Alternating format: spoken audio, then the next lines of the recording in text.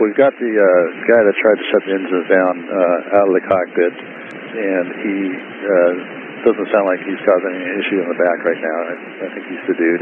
We want law enforcement as soon as we get on the ground and park. So today I was just finishing up recording a new story.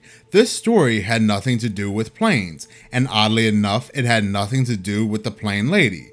But just when I think I'm done with planes, just when I think I'm out, they pull me back in. 100 minutes of horror points for whoever guesses that reference correctly. Comment below. So what's going on with planes this time, Minutes of Horror? What are they trying to fearmonger us with to stop us from flying? Well, on Sunday, October 22nd, an off-duty Alaska Airlines pilot tried to shut down the jet's engine mid-flight. The San Francisco-bound flight had to be diverted to Portland, Oregon, where it was met by officers from the Port of Portland. Now, there were 3 pilots who were riding inside the cockpit of this Horizon Air passenger jet. The off-duty pilot who was riding in the extra seat, the one who tried to shut down the jet's engines mid-flight, authorities in Oregon identified the man as Joseph David Emerson, 44. As of today, Monday, Joseph Emerson is being held on 83 counts, each of attempted murder and reckless endangerment, and 1 count of endangering an aircraft.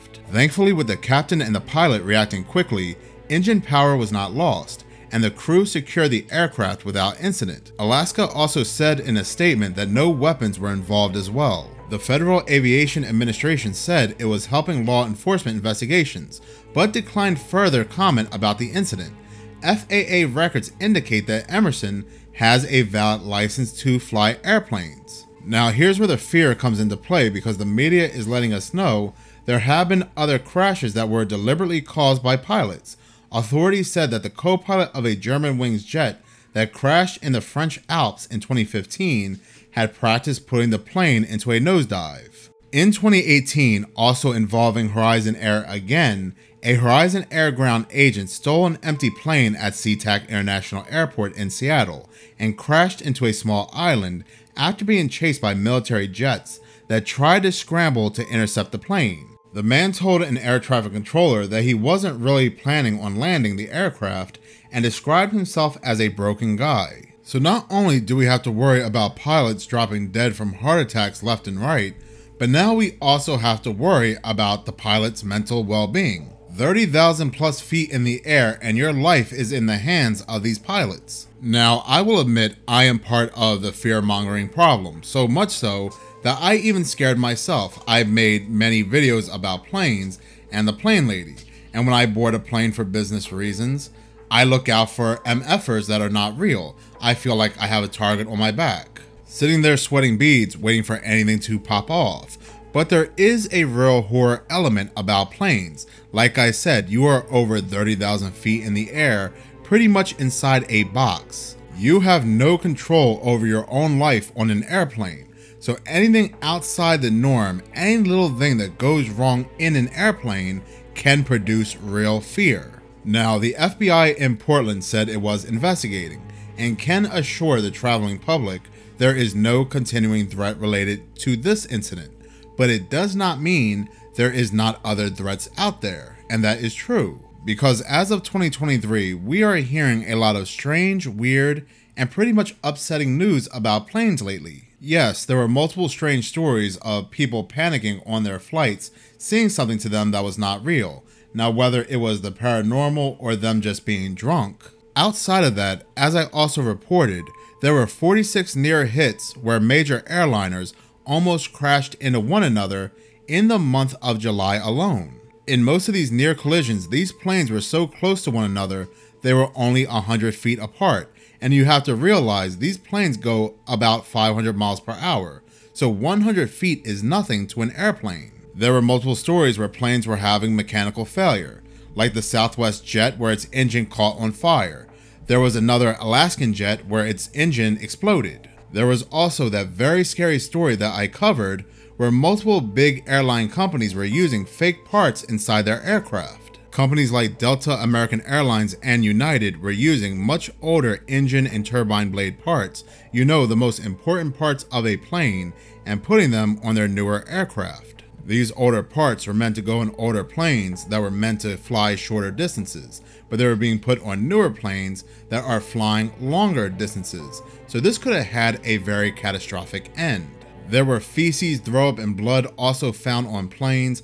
It's just getting very weird and scary to fly. With all these stories happening in 2023 alone, there are multiple ways one can take the story about the pilot that is trying to shut off the jet's engines mid-flight. Yes, this could be another fear tactic to stop us from flying. We do know the powers that be want to control travel. They are blaming planes for being the significant contributor to climate change, and we do know they use climate change as the boogeyman for any type of change. World Economic Forum Chairman Klaus Schwab said with conviction there will be no more private-owned cars in California by 2030. Automatic cars will come pick you up and take you to places like the airport. For everything else, there will be no reason to travel by car. Everything you need will be inside your 15-minute smart city, where you can walk or take a bike. But that, my friends, is for a later time, for a later date. There is also something else that has been brewing that they are getting us mentally prepared for. It involves a major terror situation that may just involve an airplane. When it comes to this co-pilot right here, we don't know his thought process. We don't know if he was having a mental breakdown, and we don't know what group he aligns himself with, what he supports. This pilot does have a very American sounding name, Joseph David Emerson, but just because he has a American sounding name, we still don't know what his affiliations are, what his feelings are to certain news that is happening in the Middle East. This event that they are constantly comparing it to September 2001. There was already a pilot that was grounded by Air Canada for wearing pro-Palestinian colors over his uniform. So while we don't know for sure if Joseph Emerson's actions had to do with anything with the Middle East or to produce that kind of fear tactic to get us mentally prepared for what's coming, we do know the government has issued a warning for those who are traveling. State Department issues worldwide caution alert amid Middle East tensions. There has been a lot of tension, and we have seen this tension spill over into the United States. We have seen in New York where there were two groups, one that supported Israel and one that supported Palestine. These two groups were clashing. You do see many people across the world that are pro-Palestine, but more specifically the United States. Inside the United States, there are many pro-Palestine rallies popping up across the United States. With the United States president showing his support completely to one side, it's going to make the other side feel betrayed. This is what we're actually seeing being played out in the media, with such articles like some Arab American Democrats feel betrayed by Biden over handling the Israel war. Some Muslim Americans are furious at Biden in Michigan. Another article states, "This man broke my heart. Biden's Arab American boosters begin to leave his side." We even have pro-Palestinian politicians coming out to speak out against Biden. Even some are accusing Israel of crimes. President Biden, not all America's with you on this one. And you need to wake up and understand that. We are literally watching people commit genocide and killing a vast majority just like this. And we still stand by and say nothing. We will remember this. We will remember this. So we see where they're heading with this narrative. There is a lot of animosity being built up not only against the United States president and Israel, but also against the United States itself. Today they also released an article about how they're sounding the alarm on people that commit terror. They are using the southern border to enter the United States, and these people have strong ties back to the Middle East. But I don't have to discuss this article in this video, because I've already mentioned what's going to happen a couple weeks ago in a prior video, or prior videos, how they are using the southern border to give people access from these countries to enter into the United States. They are allowing these people in. They stated they captured 4 Iranians at the southern border with ties back to Iran. They were on the terror watch list. Well, guess what? Thousands upon thousands of people enter into the United States from the southern border every day. Yet they only captured 4 in 1 month.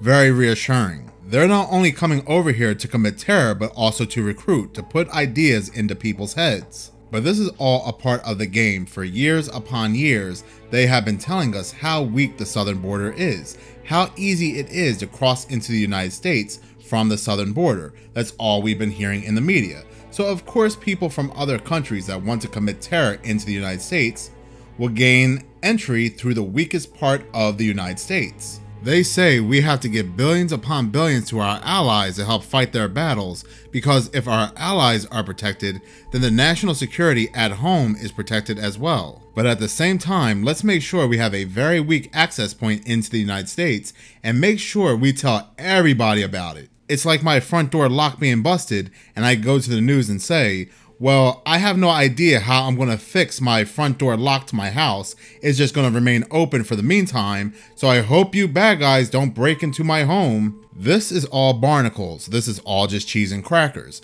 This is all designed to bring order out of chaos. They're doing this on purpose. If a story like this happened in 2022 or 2021, we could have easily said this pilot probably had a mental breakdown. But with everything going on in the world today and the fear that's coming out about planes in 2023 alone, it's very easy to see where they're heading with such stories like this. Thank you so much for watching. If you like this channel and you want to see more, please subscribe. If you're already subscribed, please like, as any engagement really does help this channel grow. Thank you so much for your support.